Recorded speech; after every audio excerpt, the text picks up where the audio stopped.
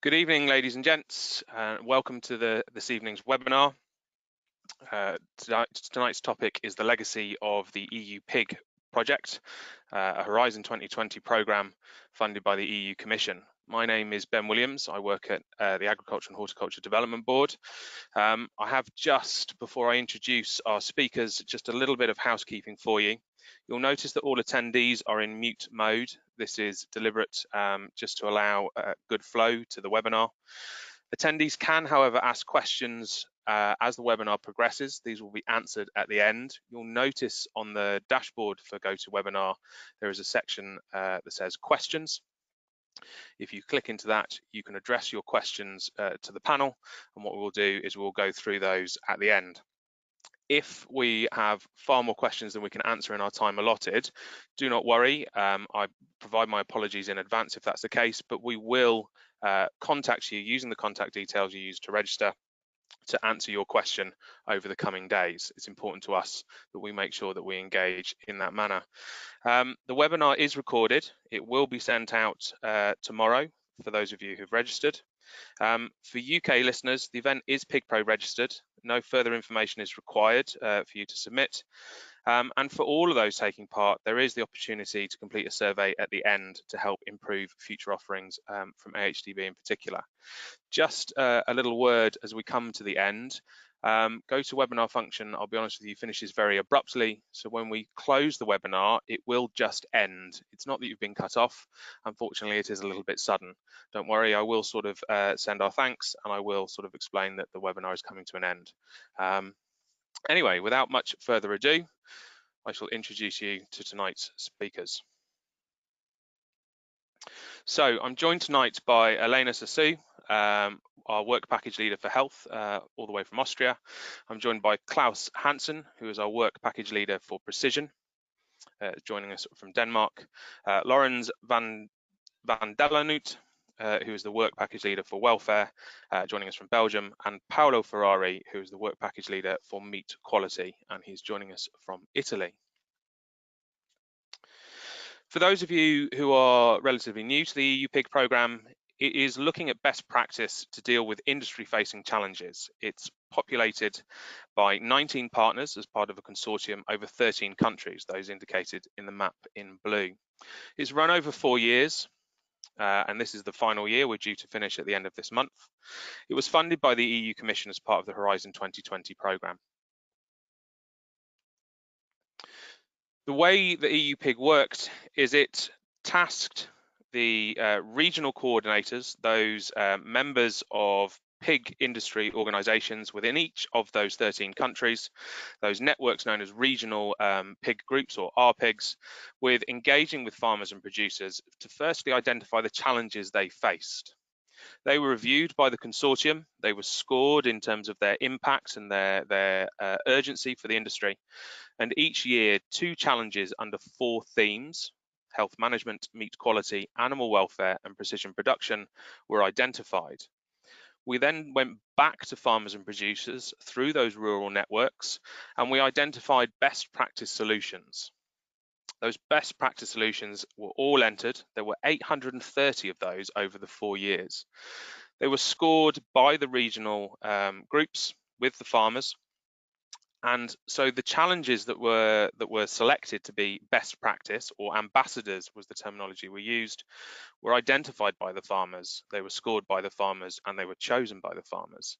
Importantly, as much as possible, and the work is still ongoing, those best practices are shared in local languages. So across the years, obviously with year 1, 2, and increasingly 3, there are best practice fact sheets available, and they are available in a range of local languages. What I'm going to do now is hand over to Elena Sasu, who's going to talk about the health management work package. Elena, over to you. Good evening, everyone. I will present you the theme health management. So throughout these 4 years, we have been selecting several challenges, 2 challenges per year that were relevant to the pig industry for health management. In year 1, we selected biosecurity and the reduction of antimicrobial medication. These are actually two interconnected topics, since when you apply biosecurity measures, you also reduce the pathogen burden and improve also animal health, and thus reducing also the need of using antimicrobials in the farm. In year 2, the challenges were reducing zinc oxide and optimal vaccination strategies. Year 3, we addressed the influence of gut health on disease and production. And the use of precision livestock farming tools to detect early warning of diseases in order to contain the disease. And in year 4, that was the last year, we addressed challenges like use of slaughter data to improve health outcomes. And you can see again, biosecurity pops up again, but in this case, specifically addressing the threat of African swine fever. For this evening, I actually want to talk about the reduction of antimicrobial medication. And why? Because antimicrobial resistance is an important threat that does not only concern animals, but also humans and pets. And in the moment in which we use antimicrobials in an inappropriate way, we then select for resistant bacteria that are released in the environment and then can come into contact with wildlife and then back to humans and be interchanged by these several actors. And by 2050, if we don't act against the antimicrobial resistance, 1 person every 3 seconds will die. So actually, what I want to say is also that I selected this practice because of the motivation of this farmer. So the Grand Ambassador comes from the Netherlands. The farmer is Kees van der Meyten, and his history is really interesting because he actually is running the farm together with his family. And in 2006, he experienced on his own skin the threat of antimicrobial resistance because one employee was hospitalized and resulted positive for methicillin-resistant Staphylococcus aureus. This is a resistant bacterial that is resistant to beta-lactams that are the most common used antibiotics. And the farmer decided, I don't want this to happen in my farm anymore. I want my workers to be safe and also my animals. So I'm going to tackle this challenge and do something about it. And in 2013, there was a massive fire that destroyed the most of the farm, but he still didn't give up and used this as an opportunity to invest further on his farm by implementing some innovations. This is a breeding farm of 1,000 sows. Some finisher pigs are kept to check internal the quality of the meat, but is mainly consisting of sows. The innovation consists in a flooring system that is fire resistant, that can cool down the manure, and then the heat that comes from the manure actually can be reused to warm up other parts of the farm. He decided to tackle the antimicrobial resistance problem by applying strict biosecurity measures.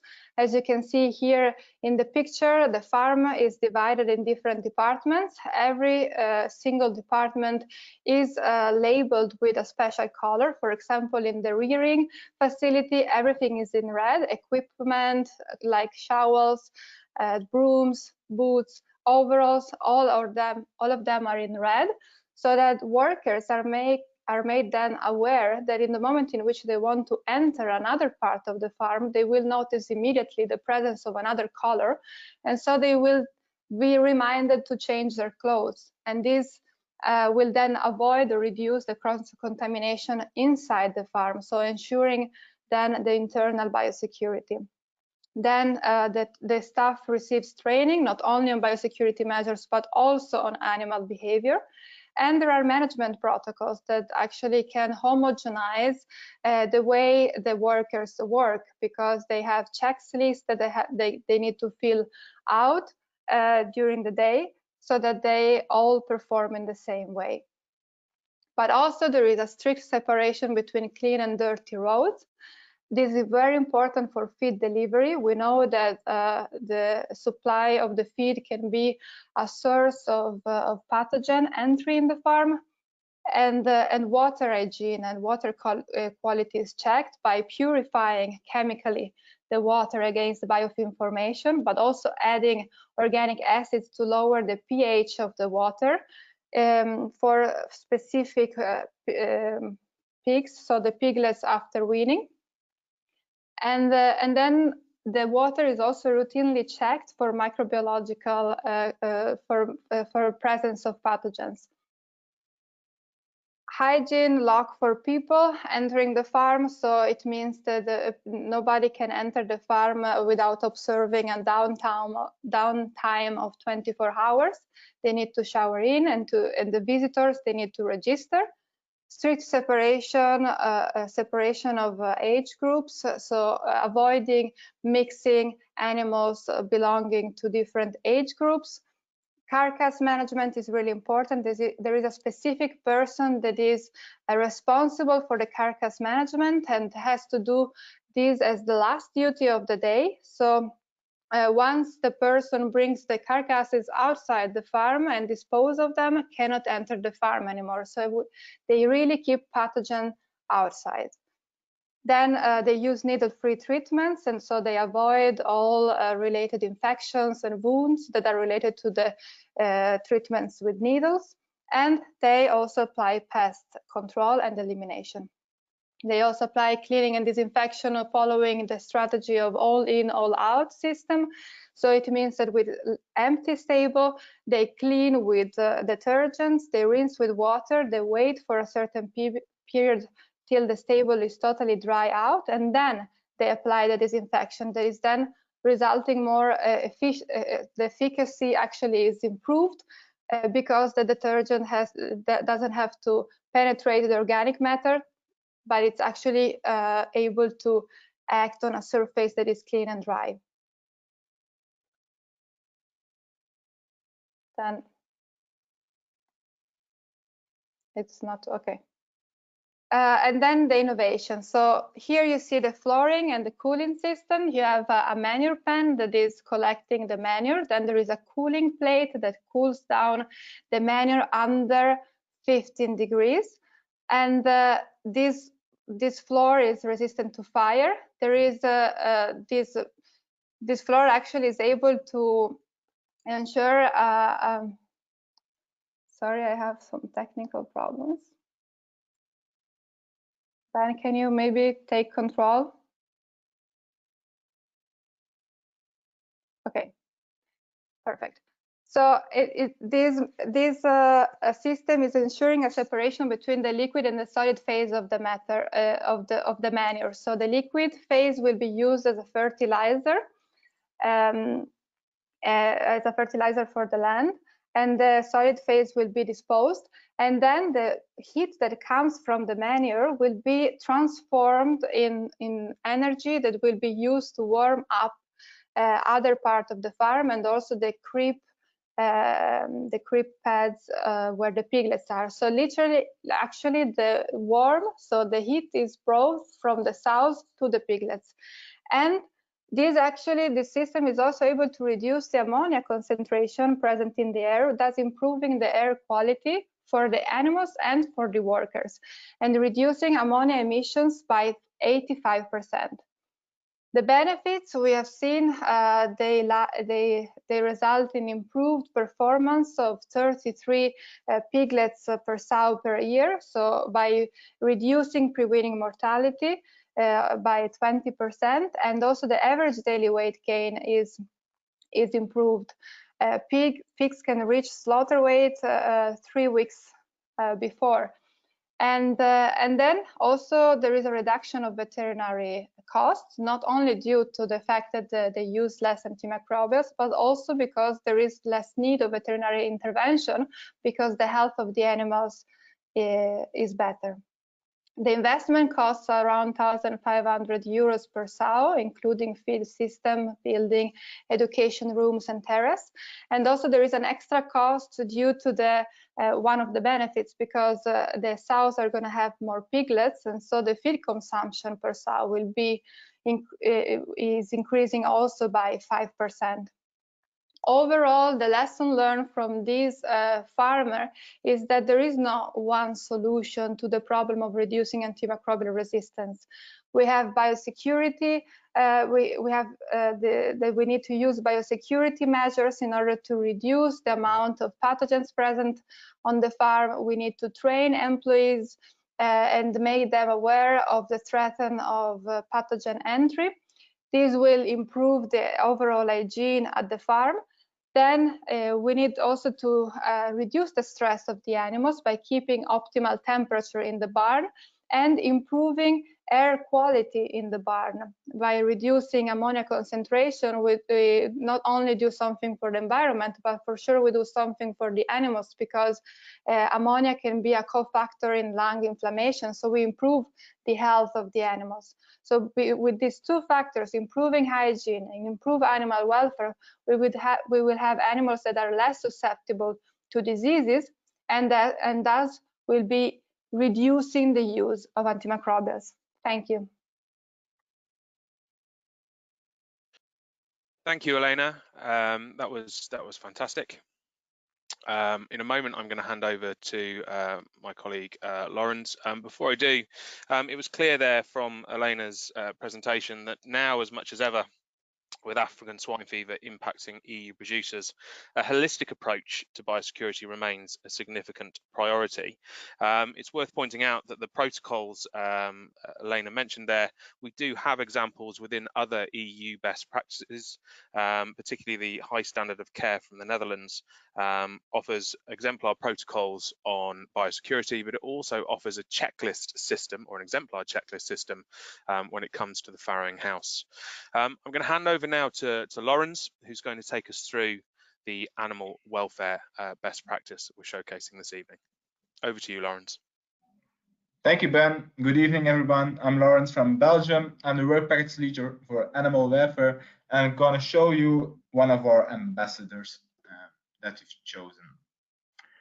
Like Elena said, also in the work package of welfare, we've handled 8 challenges. And in the first years, we handled the 2 big ones, and the most tough ones, about castration and tail docking.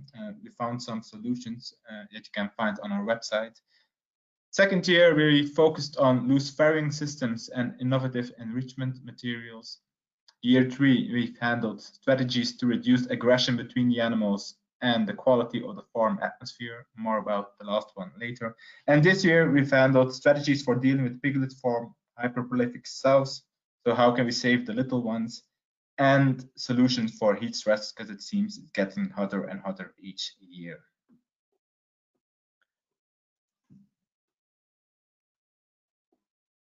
So, improving the quality of the farm atmosphere. What does that mean? Well, really simple. We want nicer air inside. Better air, what does that mean? It has a lot of components, but in a case of pig farming, we want lower hydrogen sulfide, lower methane, lower ammonia, less dust, less CO2, the right amount of moisture, the right amount of temperature, so that the pigs and the farmer and the employees have the best conditions to live in and to breathe in, actually. There are a lot of possible solutions, a lot of particles to focus on, but our ambassadors, he chose to focus on ammonia. How did he do that? He did that by separating the feces and the urine. I'm going to tell you more about this case. I work for a farmer organization, so I'm going to tell you the story from the point of view from the farmers. So I would like you to meet Bart and Mieke. And Bart and Mieke are a couple from Belgium, and they are actually the successors of the pig farm from Mieke's father. It was a sow farm, and they've run it for about 10 years, and they realized that they actually wanted to be a closed pig farm. They wanted also to have about 5,000 finishers and breed them themselves. But the old farm was too small, so they needed a new location. That gave them the opportunity to change the whole system or the whole way that they produce pigs. But of course, building a new stable, that comes with some challenges. That comes with some challenges because yeah, you need a permit, and the permit for building a pig stable, you need to lower your emissions to be able to build it, to build a pig farm. They've looked at a lot of possible solutions. Actually, in Belgium, there's a list of techniques where you can choose from that lowers emission. They took a look at that list, and they thought, we actually don't like a lot of these things that are on this list, especially the end-of-the-line techniques. In Belgium, chemical air scrubber is the most used solution for lowering the emissions, but they didn't like a chemical air scrubber. They did like a biological one, but it turned out that they didn't have enough space for all the wood chips. So that was also not a possibility. The second thing that they noticed from that list is most of those techniques that are on the list only have one manufacturer. So you want solution B, you only can go to that specific partner. And they didn't really like that combination. So what was their conclusion?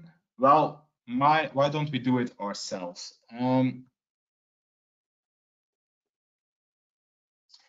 How did they do it themselves? Well, they chose to reduce ammonia by separating feces and urine. Why do you need to separate those two things? Because ammonia can only be formed from one part of the feces to put it together with the urine, and then it's magic happens and you get ammonia.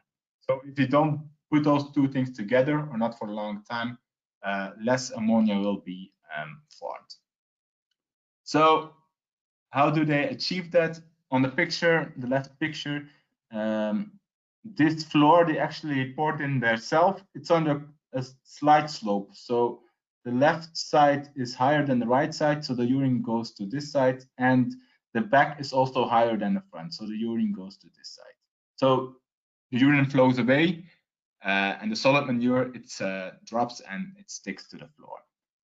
Under every department, there's this kind of hallway, if you want, and it all comes together in one big hallway where the same thing happens. So the separating happens instantly.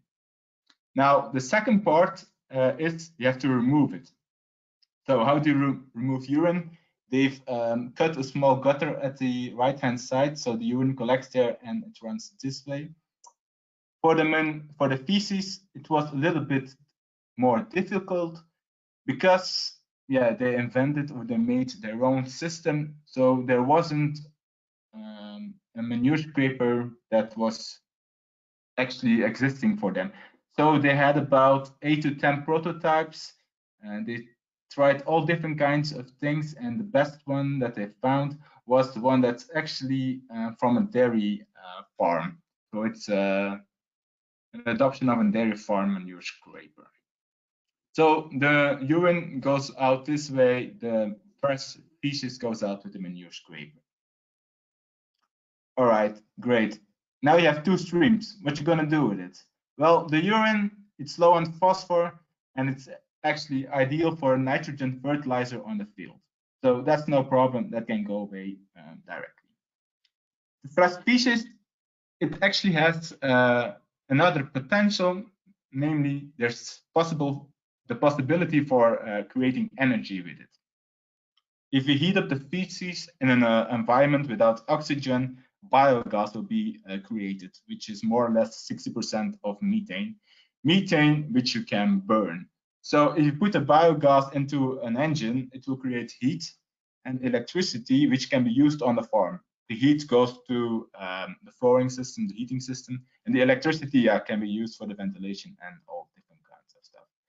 And the feces will turn in the end of the 40 days into digestate, which is also one special kind of fertilizer that also can be spread on the field. So that's for the stream part.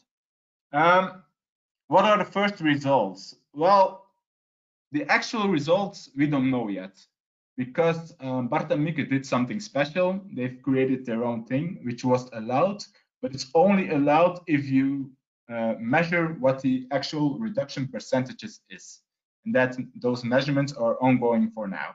So they need to reach a certain amount of reduction. If it's reached with this best practice, it's okay. If it turns out that the percentages is not reached, they still need to add another thing from the list, but we will see in the future. What can we tell is, the feeling that you get inside. The farmer says he's very happy, and he can definitely say that the air inside this stable is a lot better than from his old farm. And I can actually say the same, because I've been there last summer on a very hot day. I've been between these pigs, and also I was in the shit also, to put it quite literally. I was downstairs, and it was amazing how normal the air was. Of course, you can smell that there are pigs nearby, but it was no irritating throat feeling. It was really, really good. It was manageable. In some pig stables, you want to leave after 10 minutes. In this case, it was not.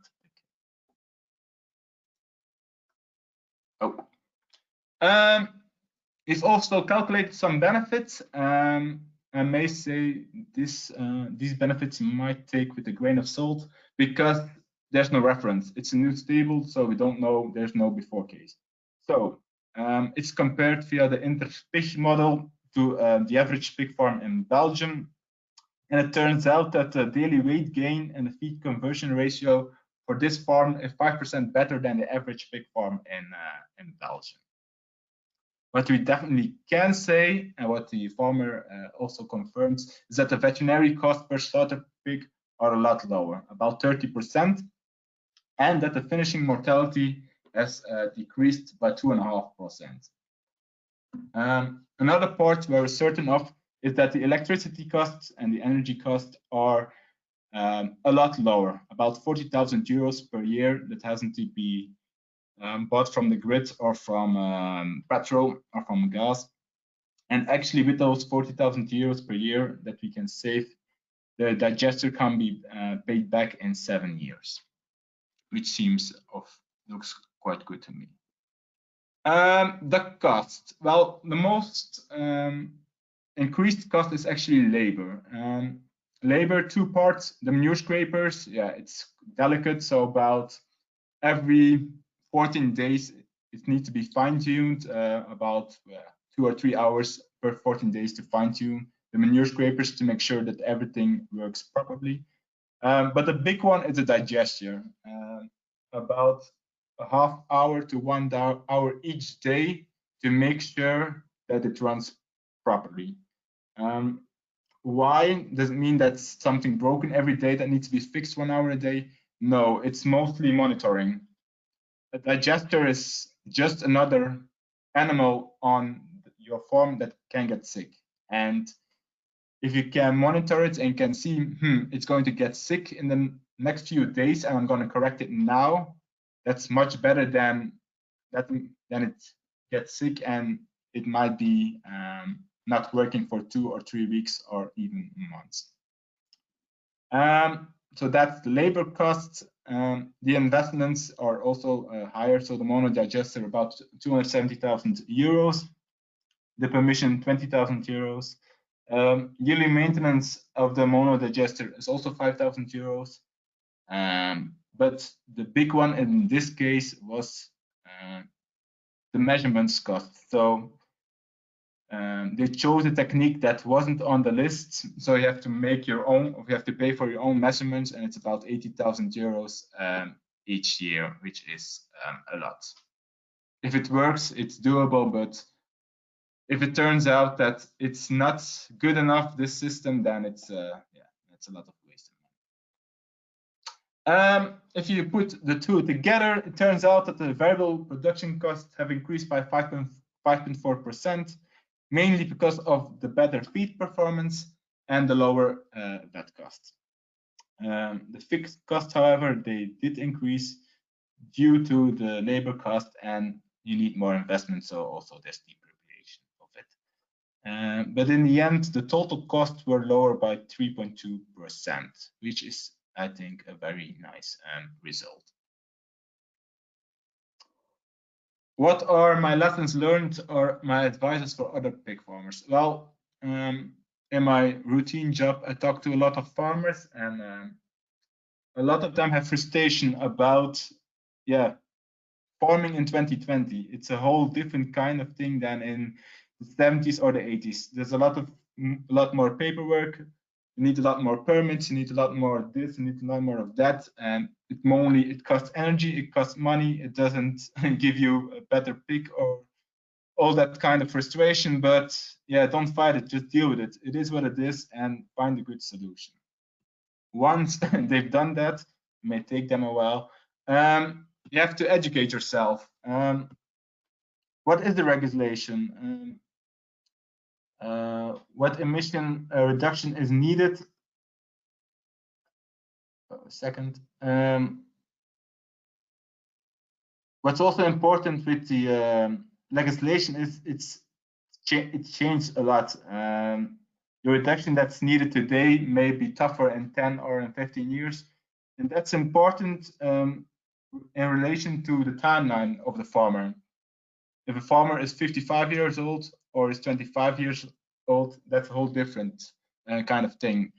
The older farmer will probably go for a short-term solution just until his retirement. A young farmer may take a look at a long-term solution. So that's important. The second part of education yourself is learn about all different kinds of techniques. I've talked about the separation of urine and feces, but that's not the holy grail. But a lot of good solutions, like Elena talked about the chilling of manure. It's also a great solution. A chemical, a biological air scrubber, also good. Learn about all of them. And how can you do it? Use the internet, go to demonstration sites, but most importantly, talk to other pig farmers. Learn about their solution, their practice. Is it good? Is it bad? What are the things you have to deal with? Talk to them, and you will find out, that suits me. I don't like that. That has some potential. That part of that solution I like, but not that part. Maybe build some small test cases, like Bart in his case. He tested 8 or 10 of those manure scrapers. It's better to miss on one than miss on 100. So do that, and then find a solution that suits you and your farm, and believe in it. And as I said, it can be a combination of different kinds of techniques. Emission reduction is still relatively new. There's not one holy grail Hosanna solution. So combination of different kinds of things that you maybe can do yourself or apart is still a good possibility. And after you find the solution that you believe in, then find the right partner who shares that vision. Not the other way around. Just find the guy that you know and believe in him 100%. No, I believe that you need to start from the solution and then find the partner who can help you. And if you find the right partners, just do it and adapt when needed, because something will go wrong, something will not work as planned, but just adapt, and hopefully everything will work out as it should be. All right, that's my advice. Back to Ben. Thank you ever so much, Lawrence. It's very clear there that particularly as in the EU, the Green Deal is formed, and certainly the matching legislation around sort of public money for public goods, the ELMS legislation and the agriculture bill comes into the fore, there will be increased pressures to move towards reductions of not just carbon, but increasingly ammonia. We're also aware that those practical solutions, as you pointed out there, should be tailored to each unit, but importantly look to maximise all of the benefits. You mentioned slurry cooling. We know in the UK that whilst there is a sale of slurry cooling technology as a way of recovering energy and reducing costs in terms of electricity consumption, the main motivator for actually installing that is to meet those ammonia requirements that come from permitting and planning. I'm going to hand over now to my colleague Klaus Hansen, and we're going to run through the precision production best practice. Thank you. Over to you, Klaus. Thank you, Ben. Good evening, everybody. And my name is Klaus Hansen. I'm working in SIGA's PIG Research Center in Agriculture and Food Council in Denmark. And I'm going to run through the work package precision production.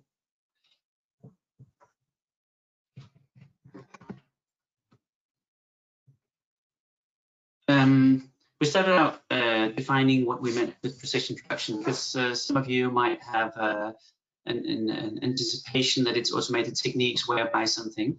But we also wanted to elaborate a bit on decision support systems or protocols enabling whatever challenge we wanted to deal with, or management systems or regimes ensuring. Because we discussed in the beginning that if we were looking only at automated techniques, it might be that we would come up short with good practices.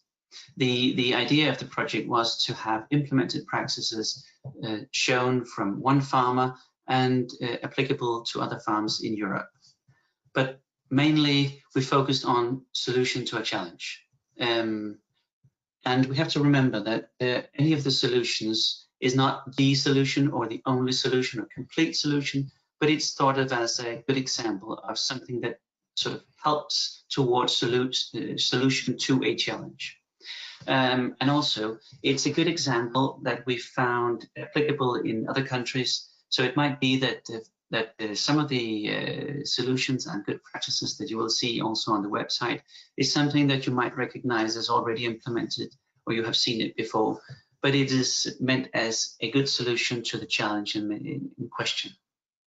It seems almost a pity that we can only run through these few solutions and good practices this evening. We have more than 800 good practices to discuss, but I'm just going to run through the ambassadors in the 8 challenges that we had in precision production. The first challenge was to increase nutrient efficiency through feed or something like that, and there was a good example of a systematic approach to evaluate growth in finishes sort of as they grow.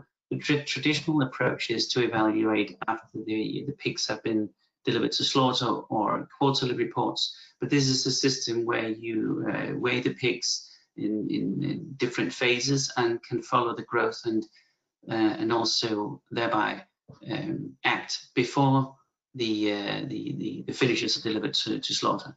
So it's just a good example of something more than just the quarterly reports, but it has been shown to be effective in this farm. There was also a challenge in increasing nutrient efficiency through water or smart water usage, and there was a showcase of an effect on feed conversion ratio and feed efficiency through ensuring clean water pipes. And just writing clean water pipes, but it was a water purification system, so you actually make sure that the water is clean all the time, and they showed an effect.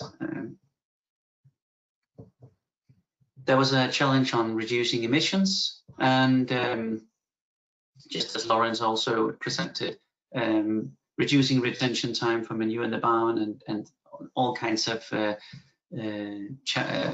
good solutions to reduce emissions and reduce odor has been shown.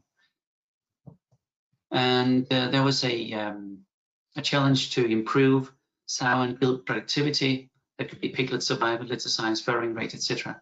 And there was a farm showing how to use body condition score for the sows to improve sow longevity, and thereby also improving piglet survival and litter size and overall sow productivity.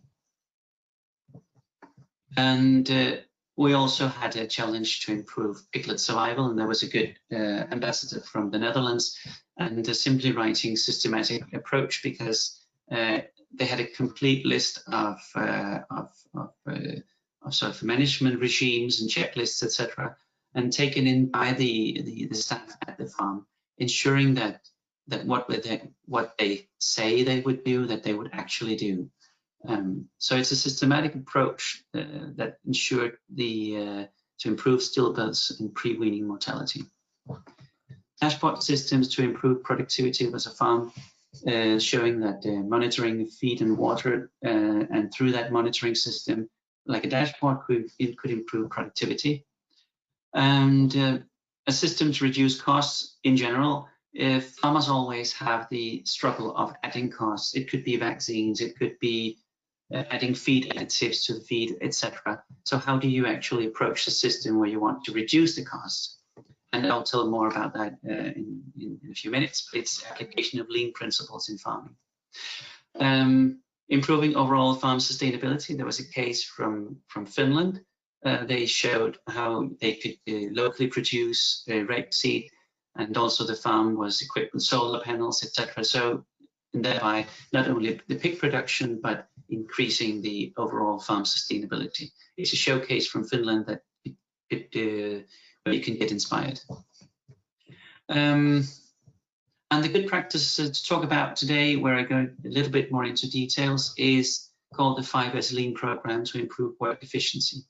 It's an Irish farm, and they struggled with maintenance, mineral storage, medicine storage, etc.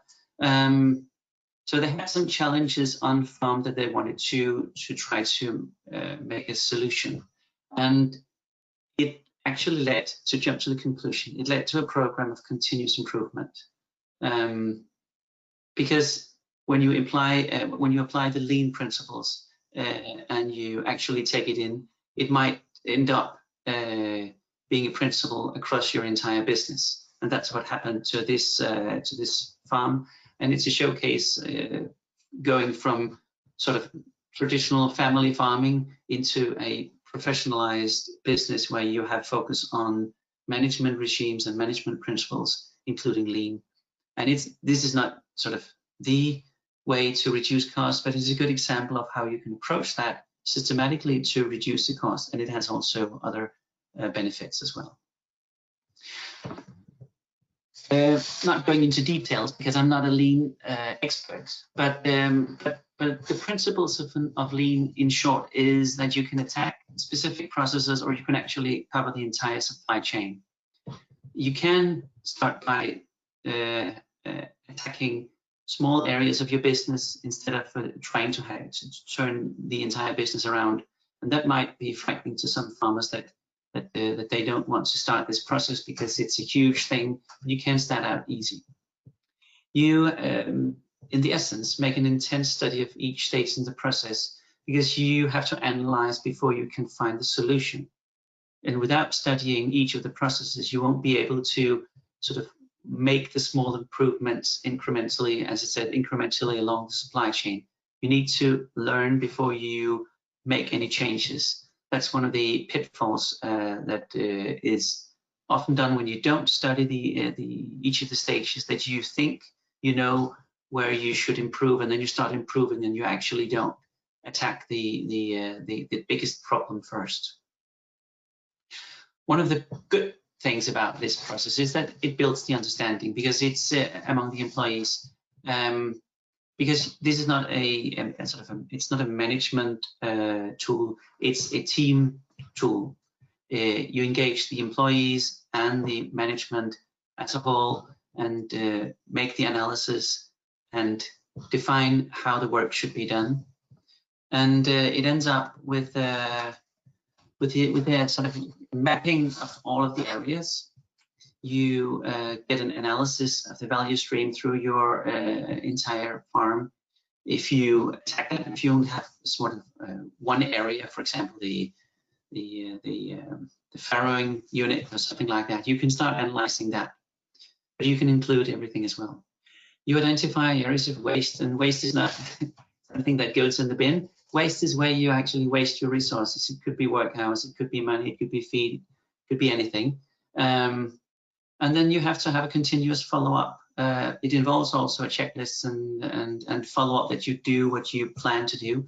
It involves a bit of a principle that plan, do, check, and adapt. And the pictures, I guess it was from the farm, illustrates very well that when you have the picture on the left, you could imagine how much time is wasted finding the exact tool what you need. But if you have the area to the right, it's easy to find the tool you need because everything's marked and put in the right position. And the time spent on applying lean principles is probably saved when you don't have to run around the entire farm and chasing a specific tool. This is just an example of an area with waste. It could be anything. And through my career, I've seen plenty of examples of farms that have a huge amount of wasted resources, and they don't manage to do anything about it because they don't attack it systematically.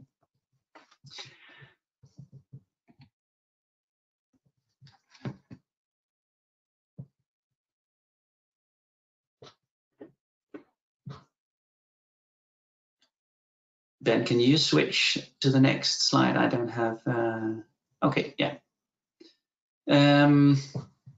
Lessons learned is that the benefits from lean principles, they will be absent if you don't do it full-heartedly, because it's a team event. It's a team process that involves the management as well as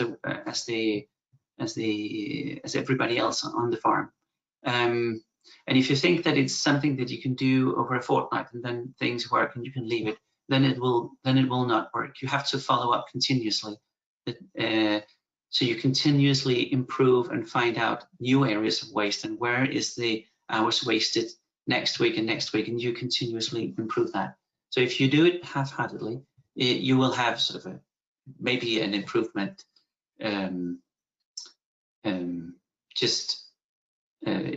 with one process, and then it will sort of fade away afterwards. And a very important lesson is that it's a team process.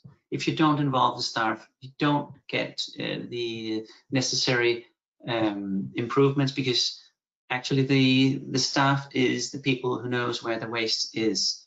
Management don't know the details of the work processes, and if lean is implemented through management only, it will also fail. And of course, you also need an external consultant, because one of the I think in many cases, if you don't change anything, if you do the same with the same knowledge tomorrow as you did yesterday, you will get the same result. The reason why you didn't have any improvements, or you didn't make the improvements, is because you didn't know. So take in external help to make this work. And also, it's not just sort of a one thing event, then now you have implemented lean. I think it would be important to have follow-up from a lean consultant in order to keep the focus. And the yearly cost savings was for this farm 30,000 euros, and yearly extra output, because they found out that they learned that some of the waste was a production that wasn't right, so they switched to finishes instead of weanlings. To some extent, but the costs are 1 hour per day, and of course you need some kind of dashboard systems, and you need the fee to a lean consultant. But these yearly cost savings is very variable, because it will of course vary between farms, because what the essence here is that you have to analyze where the waste is, and of course the waste will be your next year's savings or increased productivity or whatever it is. But you need to spend 1 hour per day, dashboard system, and a fee to a lean consultant. So compared to all the other costs on the farm, I say that this is pretty cheap investment.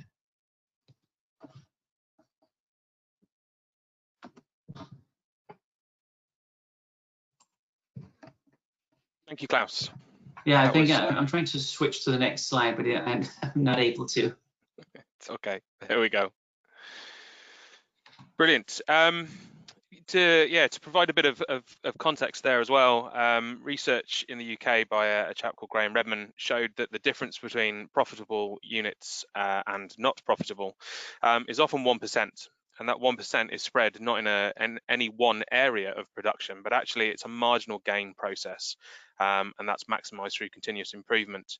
An example from another sector in the UK is we have a program called Smart Hort, which follows the same process where an external lean consultant goes into the business and helps identify those sources of waste and solutions to minimize that. And that's monitored over the course of 12 months and beyond. The return on investment of that was 12 to 1. With typical sort of average savings across a business of around £200,000 per annum. You know, we're talking very, very sizable impacts on a business for actual that pursuit of marginal gains. And it's worth pointing out this was part of a much wider program under Chagas in Ireland, and actually they saw very similar returns across pig units of all types. So whilst, as Klaus pointed out, it would vary, actually the return on investment was substantial across all businesses that applied lean. What I'm going to do now is I'm going to hand over to my colleague Paolo Ferrari. Paolo is going to take us through the meat quality best practice we've chosen to showcase tonight. Paolo, you should have control of the slides. If at any point it doesn't work, just let me know. But I'm going to hand over to you now, Paolo. Thank you, Ben. I'm pleased this evening to show you this best practice which we have selected among those which have been awarded as an ambassador of the meat quality theme. So meat quality in this context is intended in a very general sense. So we deal with intrinsic meat quality in terms of taste or tenderness as expected and appreciated by the consumers, but also we are talking about extrinsic meat quality. So, and we are talking about the way the pig has been produced in relation to sustainability, so in relation to animal welfare or also environmental protection, so, because it is something that the consumer pay attention to. So this is so there are first of all I would like to show you the 8 challenges which have been selected by the EUPiGs in the 13 countries involved in the EUPiG Innovation Group. And yeah, oh sorry, please could you take the, okay, thank you. Thank you. So in the first year, the 2 challenges were challenge 1, organizational innovation in supply chain to create more added value. And according to this challenge, a number of quality schemes have been analyzed, including requirements for more sustainable production. And for the second challenge, reducing both taint was very, very important. As you know, in many countries, castration of pigs, of male pigs, is going to be banned in a few years. But the disadvantage is that the both taint can be in the meat, and it is something that consumers don't like. So a number of techniques have been selected for this. In the second year, the challenge 1 was homogeneous group of pigs for slaughter. And in order to have homogeneous carcasses and homogeneous meat, which is particularly required by slaughterhouses and the pork processors, because the quality is important, but should be constant, of course, as expected by the consumers. The second challenge was producing tastier pork.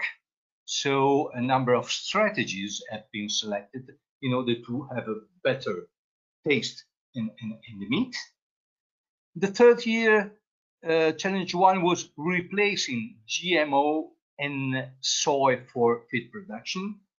As we know, in last decades in Europe, and many efforts have been carried out in order to replace the soy genetic modified coming from outside Europe with other protein source. And this is a challenge, of course, so a number of best practices have been collected here. And the second one was opening farms to engage with public. And this was very important because, as you know, pig farming is not well known by citizens and consumers, and they are very much influenced by very often scandalistic information from the media. In the last year, the first one was how to promote pork to consumers, and the second was being competitive in small-scale farming, developing a niche market for pork. And this one was about the way to develop a niche market in order to valorize native breeds, local breeds, or marginal lands, or traditions, landscapes in some underdeveloped regions of Europe. But what we choose, because it is for a number of reasons, is how is this. Please go to the next slide, please. Okay. To this best practice, create awareness through company tours and the sale of unique Berkhout meat with a story. And this was this is a best practice used by a Dutch pig farm, is a closed cycle farm, open to people, to customers, to consumers, and selling their products. But before telling about this practice, I would like to tell you something about what is the background of this practice. As you know, consumers nowadays have difficulties with distinguishing between different labels of fresh or processed pork products, and sometimes they are a little bit confused, but also because of the limited knowledge of consumers of basic pork production, pig welfare, and food safety issues.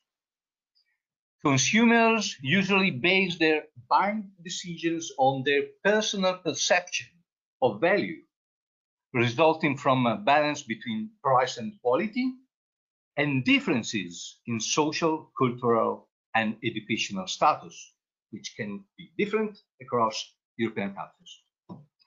Chain actors believe that consumers should be adequately educated about animal welfare and be informed that intensive farming per se doesn't necessarily mean and imply animal non-well-being. Paying attention to avoiding incorrect or inadequate information that could create negative effects on the market distortion, and unfair competition between pig producers. According to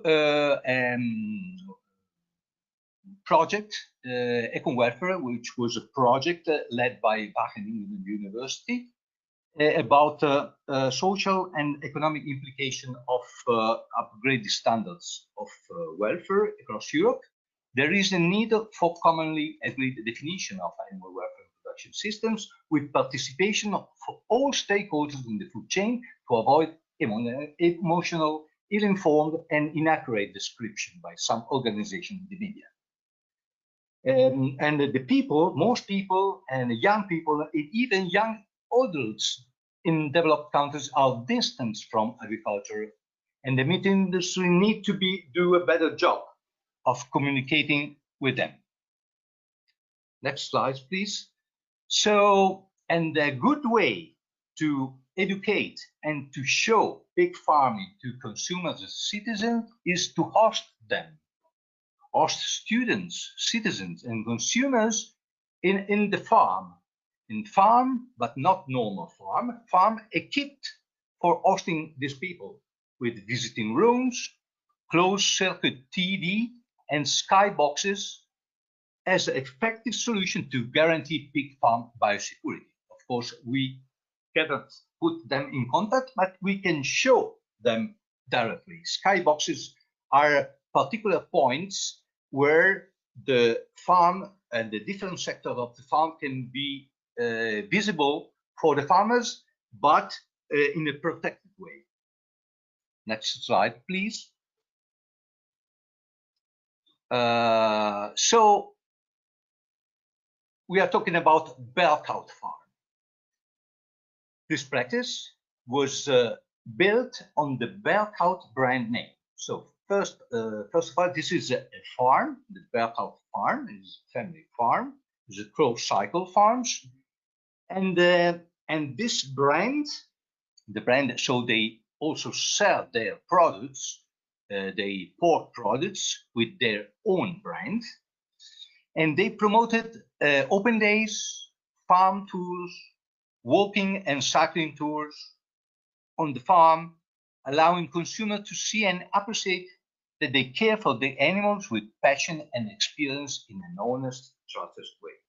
You can see on your left, this is the map of the step over that are used to organize the visit in the farm. And on your right, you can see the view from a skybox where the visitors can see different sectors of the farm. Next slide, please. So to do this, this farm has invested in developing a brand and their packaging and marketing, creating points of sale on the site, in the farm shop, and at other premises, meeting rooms and skyboxes to tour the facilities whilst maintaining biosecurity. The main goal here is to sell directly to end users tasty and familiar piece of meat that meets and even exceeds their expectation. They also collaborate with the Pool Brabant, which is a network for commercialization at a regional level, food products at local level. Next, please. Here we can see the analysis of cost and benefits. Benefits come from the tour, the tariffs, so every visitor must pay, except in the open day when the entrance is free, they have to pay, and for normal tour in the farm or walking tour or cycling tour.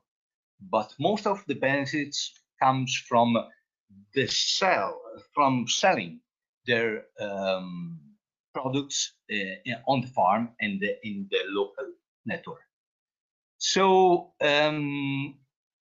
based on the above, annual revenue to the sale of extra meat, pig meat, is almost 70,000 euro per year. The cost for implementing this was about 60,000 euro per year, and they, on average, they spend in total 350,000 euro in 6 years. So what we can say is that this best practice has been chosen because it is well, the explanation is excellent, and it has an impact on farm economy. It is a positive impact. It can be implemented in most farms, in many farms, in all EU countries, and it is innovative and tested. In this way, a farm can gain social acceptance at local level, can stop to hide his farm, but it can also earn money, and what is most important, can promote the image of pig farm and promote the pork demand. The motto of this farmer is, do not let that other people tell your story. You should tell your story by yourself. And farm tours and more open approach offers an enormous opportunity to positively promote the pig sector with this own story. They are proud of what they do, and they are happy to show this to consumers and citizens, of course. Thank you for your attention. This was this best practice. Thank you, Paolo, for that. The thing that struck me throughout not only this presentation, but when we reviewed almost exclusively all of the entries, is the solution to engaging with consumers and meeting the requirements of sort of confirming our right to supply didn't come so much from those niche markets, although we did have a bespoke challenge for them. Actually, the solutions came from what we would consider conventional commercial units. And we saw this across the entries. They didn't have to be massive hundreds of thousands of euros investments. Sometimes they were as simple as Facebook pages that allowed people virtually to come and see the way that the pork is produced. And sometimes there were simple additions to other businesses. So Elena's case study earlier, and antimicrobial reduction, that business happened to have a farm shop because they were next to a beautiful cycle route, and they simply built a window from the coffee shop into the farrowing room. And it wasn't a free farrowing space, it was a true commercial conventional farrowing system, and the engagement both from consumers and from the business was overwhelmingly positive. It became a destination event as a simple addition into another business. Moving on, I think it's important to say that obviously with limited time we could only showcase just a sample of what EUPiG has had to offer. The website here, www.eupig.eu, is the home not only to more details about how we came up with the best practices for those of you who are interested, but more importantly it is home to those best practices themselves. We've seen just 4 practices from the 4 themes here. There are actually 32 best practices because we dealt with 32 challenges over the 4 years. Not only are those best practices translated into local languages as much as possible in the form of the fact sheets. You can see an example here for the community manager, another meat quality practice. But there are also 16 technical reports across the 4 years. So there are 4 for each of the years, 1 under each theme. And they go into significantly more detail about the context in which the challenge was set, the literature which supported some of the decisions and gives more context to those practices, and more importantly really goes into those cost benefit details. It's worth pointing out that whilst you saw those highlighted figures, the cost benefit analysis was done under a very robust model using on-farm data, using EUPiG database for benchmarking, and was done by one of our partner university organizations. So whilst you've seen the highlights, there was a significant amount of checks and balances behind that to make sure that we weren't just using blue sky thinking. What I'm going to do now is I'm going to move over to the questions. Again, I will try and get through all of the questions that have been asked. Apologies if I don't quite make it through, but we will sort of give it our best go. So the first question here talks about productivity improvements, states that they're very impressive. The question asks, how long is this level of productivity likely to persist, and will a reduction in productivity be inevitable? I'm assuming, Paul Smith, this is with regards to the AMR reduction seen in Elena's best practice. Elena, are you happy to give thoughts on that question? How long is the level of productivity likely to persist in this system? How long is the productivity? Yes. Gonna to persist? Yeah, in this case, it's I think it's pretty long seen, because actually this best practice is showing really good that the investment actually really pays off, and the performances are increasing from 32 piglets, they went to 33 piglets per sow per year. The average daily weight gain is increasing, and also this system of the heat exchanger is also helping to save energy costs. So it's quite sustainable, and I think the productivity will last long.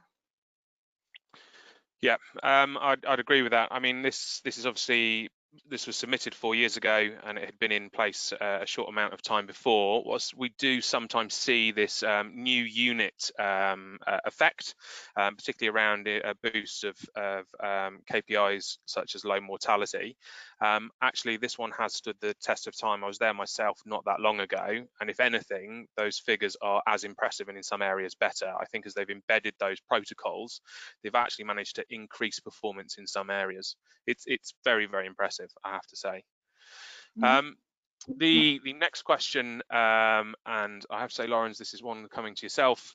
Totally slatted floors we saw in the video were installed on Bart and Mika's unit. In view of the EC regulations about the provision of manipulable materials, how is that legal requirement met on this modern high-tech PIG unit? So to surmise, how are Bart and Mika providing those manipulable materials given their fully slatted system? Do you happen to know? I honestly don't know the full details of how they make sure that they are according to the law. Actually, I don't know, but I will ask them and I will send the answer back to the person who asked it. Fantastic. Thank you very much for that. I am aware that in some fully slatted systems, there will be the provision of materials in features attached to the wall, hanging from the ceiling, and obviously toys. They weren't visible in those videos, but that might be the case. But thank you, Lawrence. We'll get that question out to you, or we'll get that response out to you as soon as possible. The next question here, I'll tell you what, I'll pick this one up. Within a team strategy, what skills would the external consultant need? I believe this is relating specifically to the lean case. We can distill those two skills perhaps into, we can distill those skills into two main areas. The first is people management and the second is process management. Both of those are vital for lean. Klaus pointed out that it's essential for team buy-in. In fact, lean as a tool is about sharing the vision of the value that a business wants to produce throughout the entire staff team within that business. So there's a lot of people motivation involved in that, but actually it starts with the value. So if a consultant can go in and they can get from the business what the value is they want to achieve, and that value is slightly subjective. It might be to get a certain pence per kilo as their cost of production. It might actually to be rated as the highest welfare. It might be actually to produce the most homogeneous carcass. That welfare, that value measure is quite subjective. So to surmise, I'd say the team strategy is around people management and process management. They have to know how to motivate those teams. They also have to know how to identify the value in the production process. We have another question here. Can I comment that? Would yes, you say that? I think an important thing is also to pose the question: can any lean management, lean manager, consultant help a farm if the system is not set up in, for example, Spain or Poland or wherever? Would any lean consultant be able to help out a farm? So I don't know that question, but I think it would be. I don't know the answer to that, but I think it would be very relevant, given the fact that there are some countries where there are no lean management consultants in the farm business. From personal experience and the experience we've seen in Sweden and in Ireland, the answer is no, not any lean consultant. Whilst lean as a concept is infinitely translatable into the agriculture industry, i.e. any pig unit could implement lean, not every consultant could implement lean in a pig unit. You do have to have some understanding of the process. What we have seen is that some consultants will go in and they will identify the low-hanging fruit. Statements such as feed them less and stop them dying do leave farmers assuming, well, what do you think I've been doing? So from that point of view, it does take somebody either willing to engage more with the production process and upskill themselves, or somebody with some inherent understanding.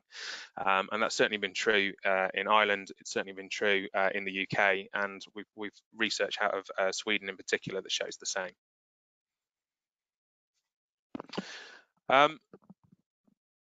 So moving on, there is a follow-up question to this. So is the strategist a pig specialist or a system specialist? in the case of the UK, what we've done, I'll give you a context. The answer is they're in our case, we're lucky that they're both. But in order to get there, we had to provide that PIG training. So we took somebody who was a lean specialist first and foremost. That was the skill that we really valued. Somebody that could deliver lean training in a commercial setting across multiple industries. So our lean consultant had worked everything from government services through to traditional manufacturing of vehicles, all the way through to the production of lettuce. So they knew how to implement lean in various settings. What we then did is we taught them pig production. And we found that was the preferable way. So my answer would always be that the lean skills are the most important, without a doubt, because that's what you want to procure. But actually having an understanding of pig specialism is really, really useful. But it is something that can be acquired. I have a follow-up question here. Does the Berkhout meat project have any particular strategy for engaging with those who are hostile to pig farming in general? I think Paolo, have you across the meat quality challenges, have you spotted any particularly effective solutions of dealing with those who are hostile to pig farming?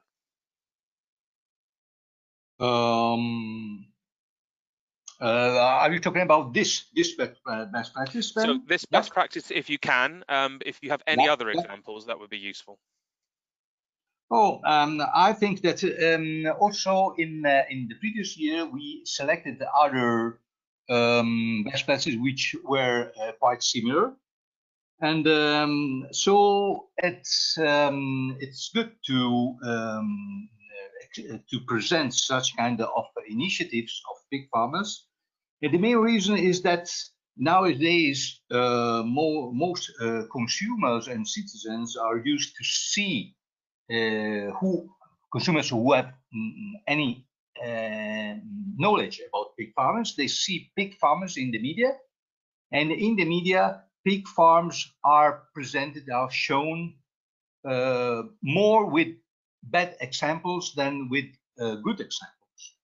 And of course bad examples are important, but also good examples are important too, because it is important to show what is bad but also what is good, and there are also positive aspects in terms of sustainability and the efficacy of meat production in intensive farming. So I think it would be more fair to have a more transversal, more fair information about pig farming, and so that's this way of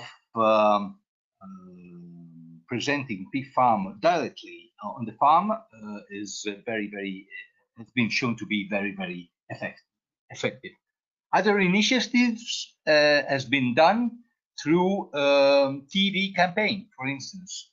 This has been done in the UK, for instance, and it was good for boosting the people to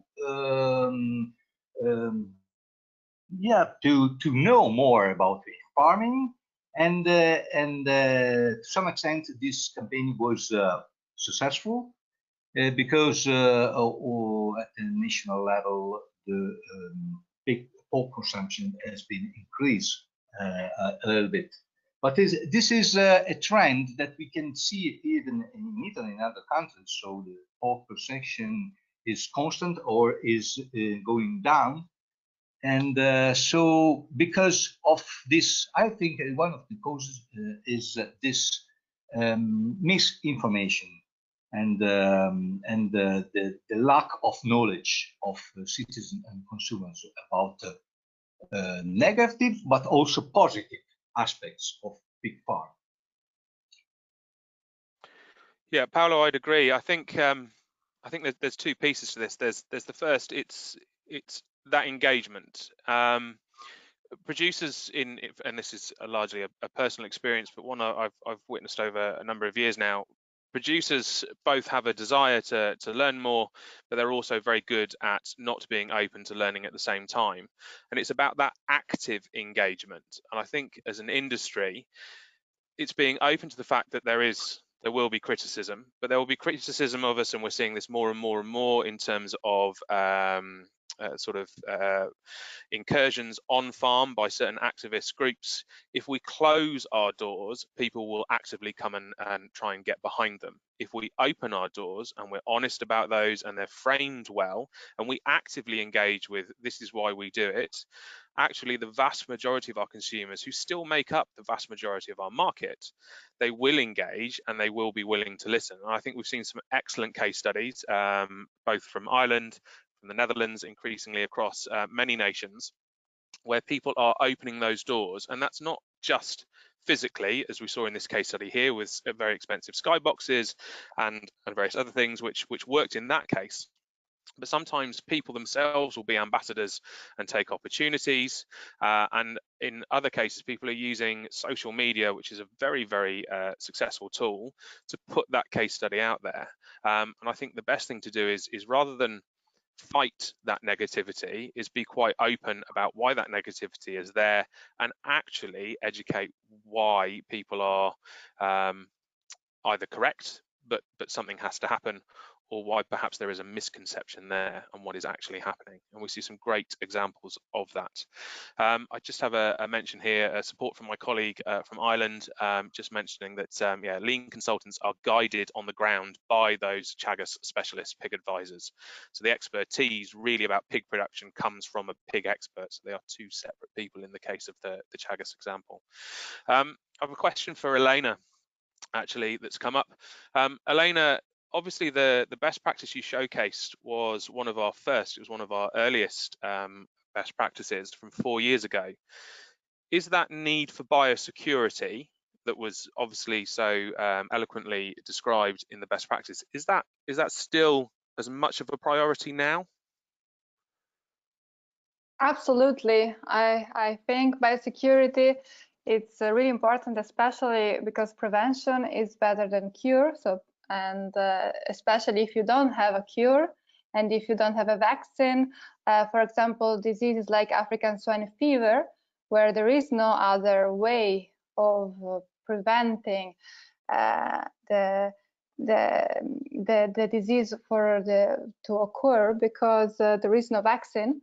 The only thing that we can use, it's really biosecurity. So we can just try our best to keep this pathogen outside our country and outside our pig farm. And also, like if we think about phasing out the use of zinc oxide and the fact that we need to reduce strongly and heavily the amount of antimicrobials that we are using, we don't have a lot of other weapons that we can use, and that it's really important to act before the pathogens come in. So we really have to be aware that biosecurity is the tool that we need to improve and implement at this moment.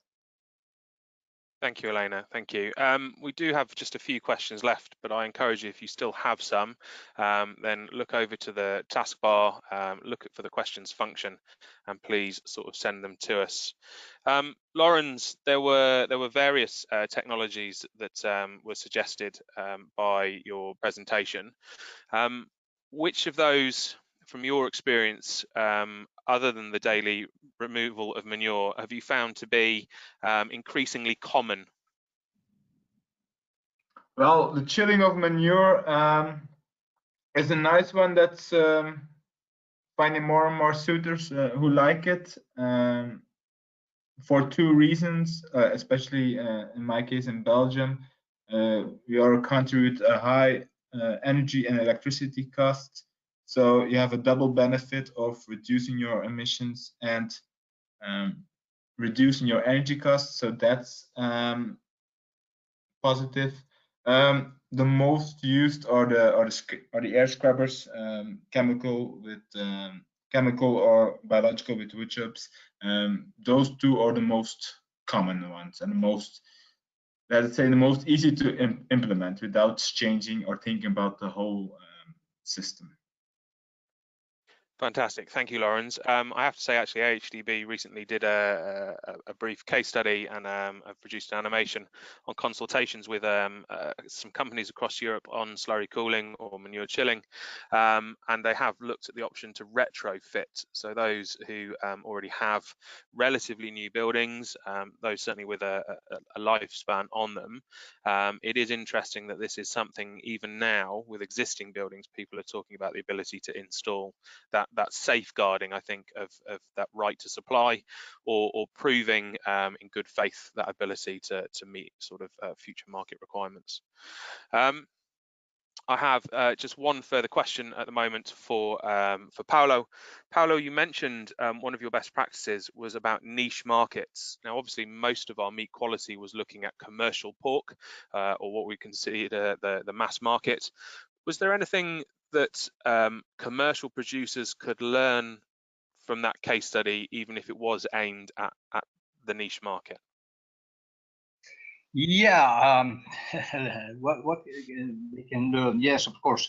It is a challenge, of course, if you produce at local level in marginal area with the native breeds.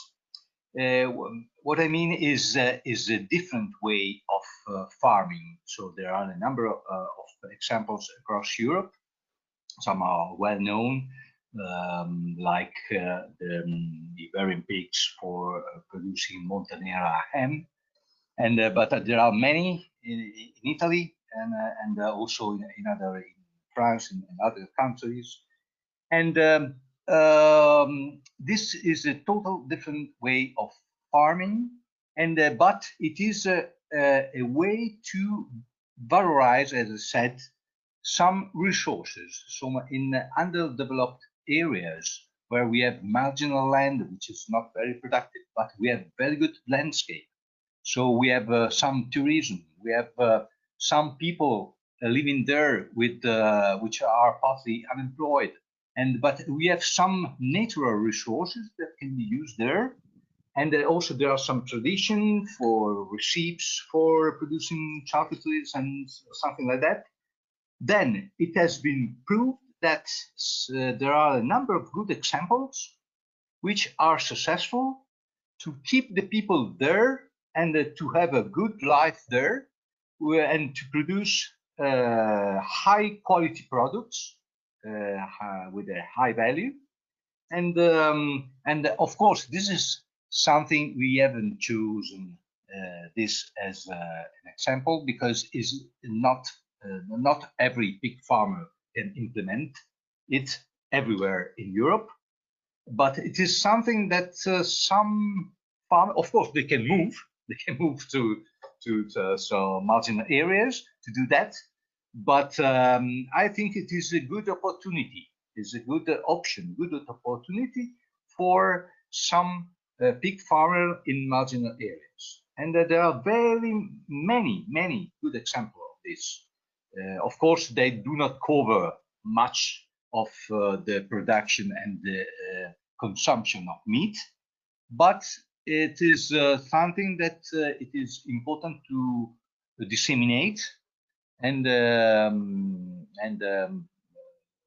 it is good for the economy and also for the society, and also for the image of pig farming, because pig farming is not only intensive, but there are also other forms of pig farming which are important and also appreciated by consumers. Brilliant, thank you, Paolo. So as we come to the close now, it only leaves me to thank yourselves for attending. And I have to say, of course, not only to our guests, but our speakers, thank you very much for your time. Thank you very much for your contributions. And I just sort of remind you that there are some handouts available. If you look at the handout section in the dashboard, it will give you an EUPiG webinar handout, which gives you much more contacts, particularly for your regional contacts. It will tell you how to find those, and for any of our case studies that you require further information on, it is all available. The website is obviously www.eupig.eu.